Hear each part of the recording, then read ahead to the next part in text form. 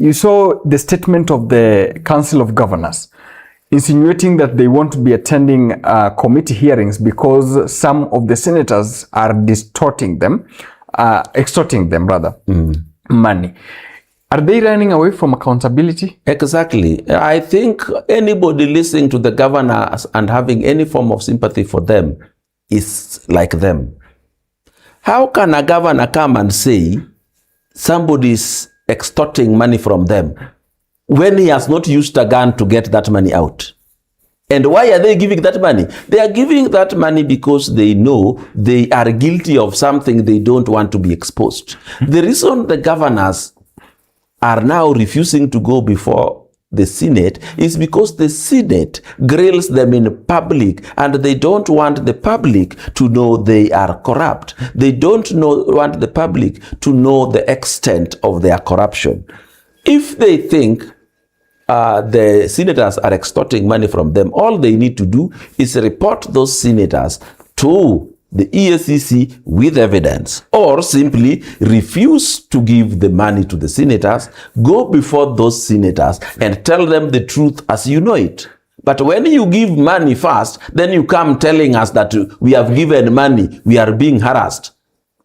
The person who can say is being harassed or extorted is a person who has been arrested by a policeman and is being told to give money. Because if you don't give money, you are going to sleep in the police cells. But a governor who would still go back to his county, in his own house, why is he giving money? Who has arrested him? Who has forced him to give the money? Nobody. Just refuse to give money and tell the senators, senators, we are innocent. Oh, I am innocent. What do you want to know? How I purchased this, how I procured this. This is how I procured it. In any case, senators don't just invite the governors on their own motion. They invite the governors after receiving a report from the Auditor General, from other government agencies. So I think the governors are hoodwinking us. They are lying to us. They want to consolidate power to an extent that they are untouchable. And if we have governors holding almost $500 billion of our resources, also gaslighting us not to interrogate how they use our resources, then we are a dead country. The governors are already holding about $500 billion of our resources. And they don't want accountability. They don't want to be asked questions. They don't want to answer questions. We cannot ask you questions and you answer them the way you want. You must answer them the way the question is asking. And we can't allow you to decide who asks you questions. You cannot have your cake and eat it. If you don't want to be asked questions, if you don't want to be accountable to the people that elected you, then resign and go home, and you will not see no senator coming to look for you at home. No, we can't elect you, put our money in your hands, and then we don't ask you questions. That can't happen. And then, by the way, what was the logic of them coming up and naming and shaming senators without taking them to the EACC? Because they want to hoodwink them, they want to gaslight them. That is a form of propaganda. In fact, those people who are named should take these people to court. They go and tell the world how they were extorted of money. They need to do that. Because coming to tell the public what you should have said in private or to another government agency is trying to seek public sympathy when you are actually the one who shouldn't be sympathized with. Today, the governor of Homa Bay has requested twice that her appearance before the Senate be postponed. Why is it being postponed? Because she's still looking at this political process to prevent her from going before that committee. She's still waiting for the outcome of this political process because she doesn't want to go there, because she can't answer the questions she will be asked, because she can't explain how she did certain things in that county. Governors are being given a lot of billions, but when you go to the countryside, all you will see is work being done by the CDF. Work done by the county governments is not anywhere. The only work they do is employ council askaris who harass people and harass their political opponents. All they do is ghost workers. But development projects is not there. We can't see any.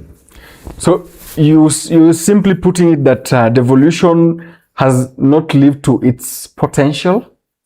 Devolution was a good idea, badly implemented. In fact, from where I sit, I would have not liked to have devolution of governments. I would have liked devolution of resources. Like CDF is as an example of devolved resources.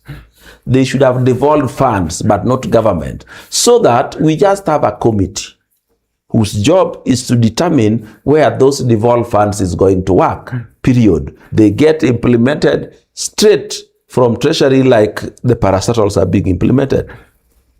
That is all could have happened. Yeah. But devolving a government is like devolving corruption, because the height of corruption in the national government is what informed the creation of devolved units.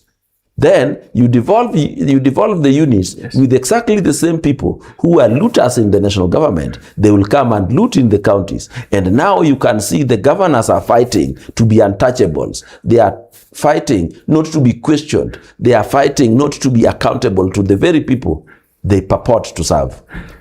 If this impasse, this political impasse between the Senate and the governor persists, Mwananchi stands to lose to what extent? They will lose, because as we are now, even with them appearing before the Senate, they are already eating the county resources almost to the last cent.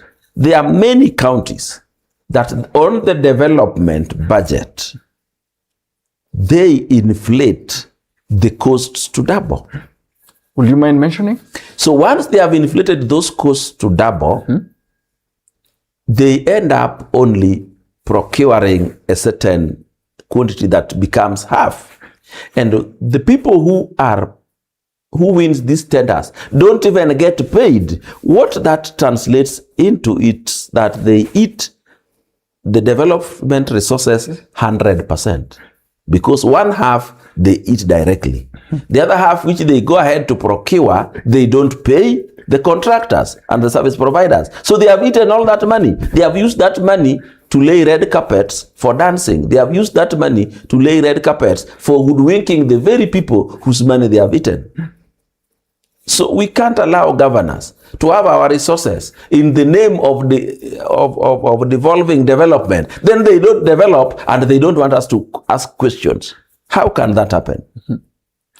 Because I have seen, for example, this is a case of Homa Bay, when the deputy governor was speaking and saying that, at least 58 billion has been dispersed to Homa Bay, but there's really nothing to show for it. It's a very bad state of affairs. I think even talking about the total amount that has been dispersed is not even what it is. We need to go to the most sensitive part that helps the people directly, something called health. The budget for health, say in Homa Bay County, is 2.5 billion. Of this 2.5 billion, about a quarter of it is supposed to be for development. Health infrastructure development. Yes. The rest is for recurrent. It means supposed to buy medicine and pay doctors. Yet this very health that the national government gives the county 2.5 billion to provide is also not provided for free. The patients pay for the treatment they get in county hospitals. And those who can't pay and have SHA will pay. Yet the national government also give them another 2.5 billion for this same thing.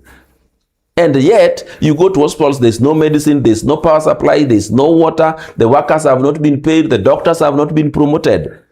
And this is the key devolved service that we have. The next one is water. But health is very disheartening. Yes. Because nobody chooses to be sick. And you're supposed to sit knowing that now that I have enrolled for SHA, I can go to hospital, get medicine, be treated for free and go back home. Yes. But you will go to a county hospital in Homa Bay. First, there is no medicine. Two, there is one doctor who is not even special in what you are suffering from.